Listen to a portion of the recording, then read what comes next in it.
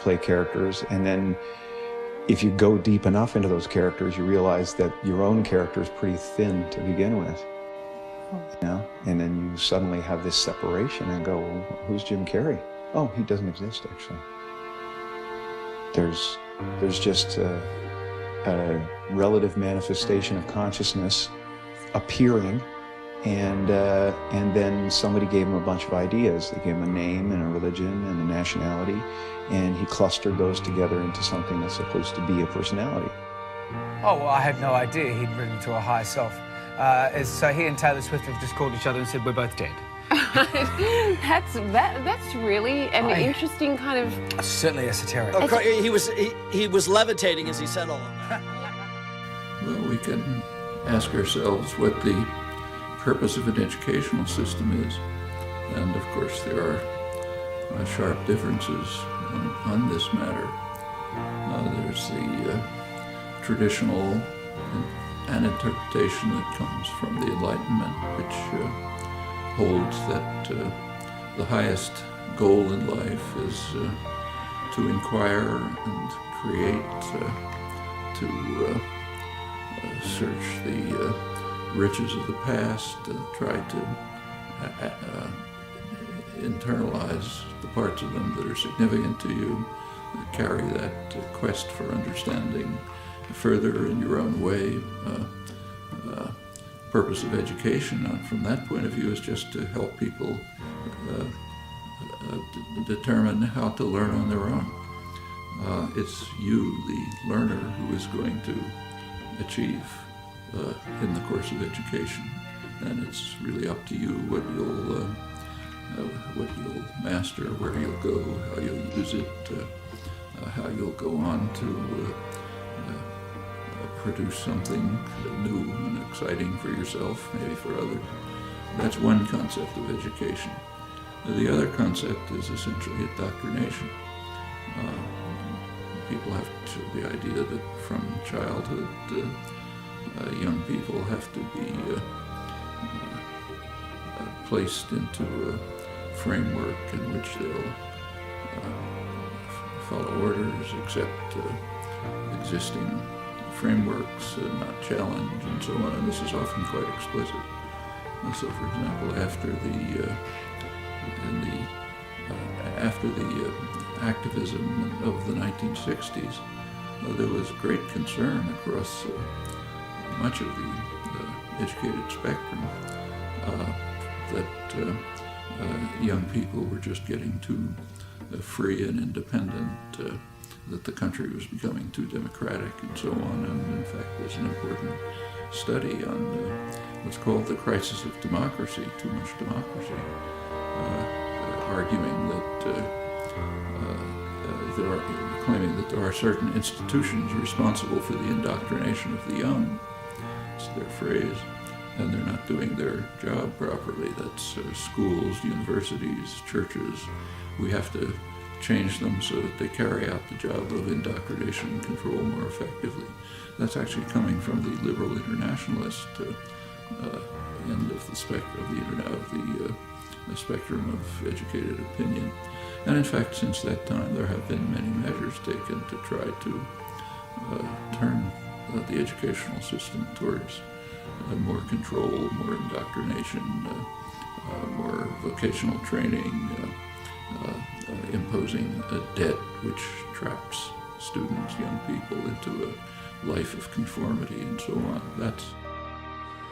Hello, I found myself in a studio with a camera, so I thought I'd take the opportunity. I'm here in Sydney, Australia, to just throw in my thoughts and my 20 years of research now into this whole phenomenon that's unfolding as I speak, called the Occupy movement. Came out of Wall Street, of course. And it's a great thing. It's fantastic that people are waking up to the point where they're saying, I'm a slave and I ain't having it anymore. That's the great Rubicon that needs crossing so we can do something about this. The reason I'm just going to put this information out, people make of it what they will, is there's another agenda going on here too. And if the genuine response to this grotesque enslavement of humanity in terms of finance and in terms of so many other things is going to be challenged effectively, then people need to get streetwise to what this other agenda is. And also the fundamentals of what we're dealing with. The public relations industry, the advertising industry, which is dedicated to creating consumers, it's a phenomenon that developed in the freest countries, in Britain and the United States. And the reason is pretty clear. It became clear by, say, a century ago, that it was not going to be so easy to control the population by force. Too much freedom had been won. Labor organizing, parliamentary labor parties in many countries, women started to get the franchise and so on. So you had to have other means of controlling people. And it was understood and expressed that you have to control them by control of beliefs and attitudes. Well, one of the best ways to control people in terms of attitudes is what the great political economist Thorstein Veblen called fabricating consumers.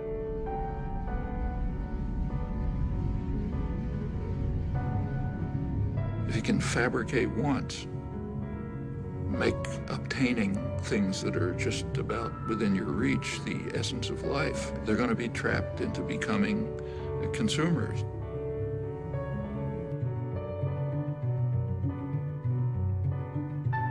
And it's done with great sophistication. You don't see many wild stallions anymore. He's one of the last of a wild and very singular breed. Come to Marlboro country. The ideal is what you actually see today,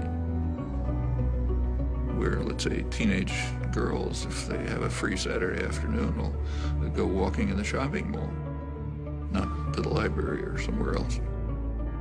The idea is to try to control everyone, to turn the whole society into the perfect system. Perfect system would be a society based on a dyad, a pair. The pair is you and your television set, or maybe now you and the internet, in which that presents you with what the proper life would be, what kind of gadgets you should have. And you spend your time and effort gaining those things which you don't need and you don't want, and maybe you'll throw them away. But that's the measure of a decent life. What we see is in, say, advertising on television. If you've ever taken an economics course, you know that markets are supposed to be based on informed consumers making rational choices. Well, if we had a system like that, a market system, then a television ad would consist of, say, General Motors putting up information saying, here's what we have for sale. That's not what an ad for a car is. An ad for a car is a football hero, an actress, the car doing some crazy thing like going up a mountain or something. The point is to create uninformed consumers who will make irrational choices. That's what advertising is all about. And when the same institutions, PR system, runs elections, they do it the same way.